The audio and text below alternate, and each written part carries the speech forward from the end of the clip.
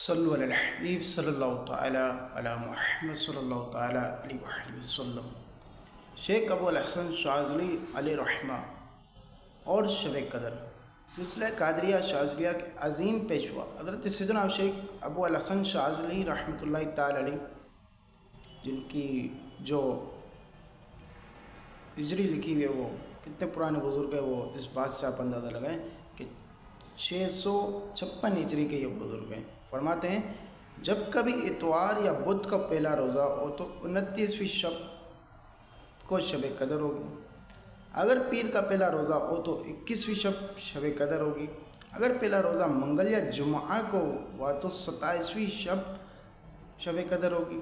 اگر پہلا روزہ جمعرات کو ہوا تو 25ویں شب قدر ہوگی۔ اور اگر پہلا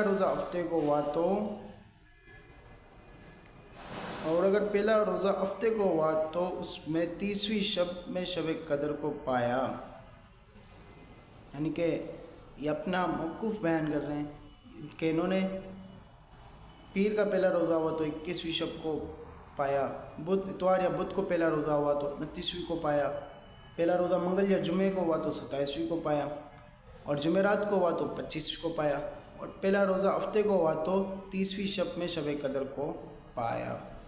تفسیر ساوی جلد نمبر 6 صفحہ نمبر 240۔ اللہ پاک سے دعا ہے کہ اللہ پاک ہمیں شیخ ابو الحسن شاذلی علیہ رحمہ کی روایت کو مد نظر رکھتے ہوئے ان 5 راتوں میں، بلکہ ماہ رمضان بھر کی پوری راتوں میں، اور بالخصوص خاص طور پہ یہ جو 10 رات ہے، یہ عبادت میں گزارنے کی توفیق نصیب فرمائے۔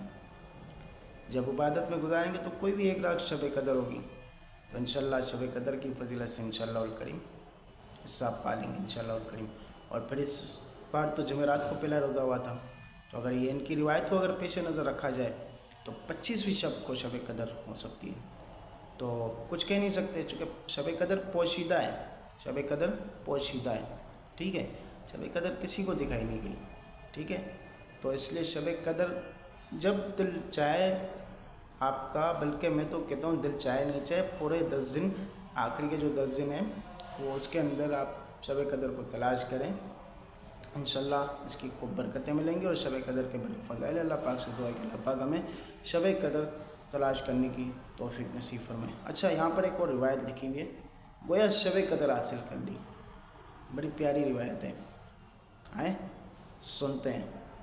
فرمان مصطفیٰ صلی اللہ تعالیٰ علیہ وسلم، جس نے لا الہ الا اللہ العلیم الکریم الحلیم الکریم سبحان اللہ رب السماوات السبع ورب العرش العظیم 3 مرتبہ پڑھا، اس نے گویا شب قدر حاصل کر لی۔ دوبارہ یہ نوٹ کر لیں، لا الہ الا اللہ الحلیم الکریم سبحان اللہ رب السماوات ورب العرش العظیم 3 مرتبہ پڑھا تو اس نے گویا شب قدر حاصل کر لی۔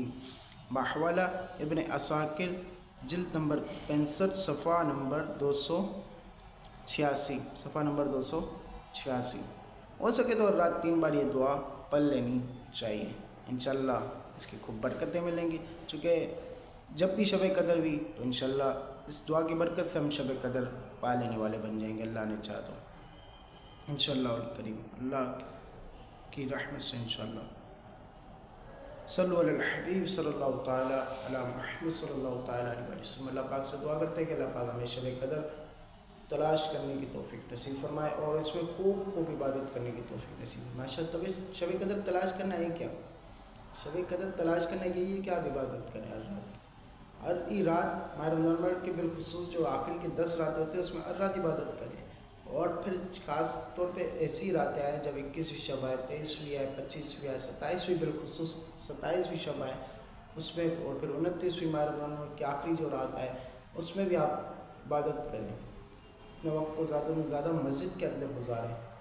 چونکہ مسجد میں گزاریں گے ایک فائدہ یہ ہوگا نا کہ باہر کی جو بھی معاملات ہیں آپ سمجھ سکتے ہیں کہ باہر کے معاملات سے ہم بچے رہیں گے، اور جب باہر کے معاملات سے ہم بچے رہیں گے تو انشاءاللہ مسجد میں گزرے گا وقت، جب مسجد میں وقت گزرے گا تو انشاءاللہ ثواب بھی زیادہ ملے گا۔ اچھا، مسجد میں نہیں گزار سکتے اور آپ کہتے ہیں کہ ہم تو باہر بھی نہیں ہوتے، ہم تو گھر پہ ہی ہوتے ہیں، بہت اچھا ہے، آپ اگر گھر پہ ہوتے تو بہت اچھا ہے، عشاء کی نماز باجماعت پڑھے اور فجر کی نماز باجماعت پڑھے، انشاءاللہ پوری رات عبادت کرنے کا ثواب ملتا ہے۔ خیر اس حوالے سے بھی ویڈیو آئے گی انشاءاللہ کریم، وہ بھی آپ دیکھیے گا انشاءاللہ، اللہ نے چاہا تو بڑا ہی لطف ملے گا۔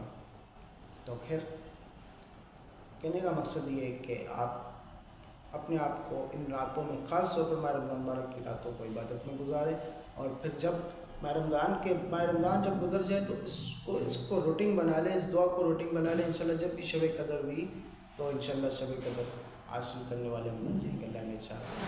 صلو علی الحبیب صلی اللہ تعالی علی محمد صلی اللہ تعالی علیہ وسلم۔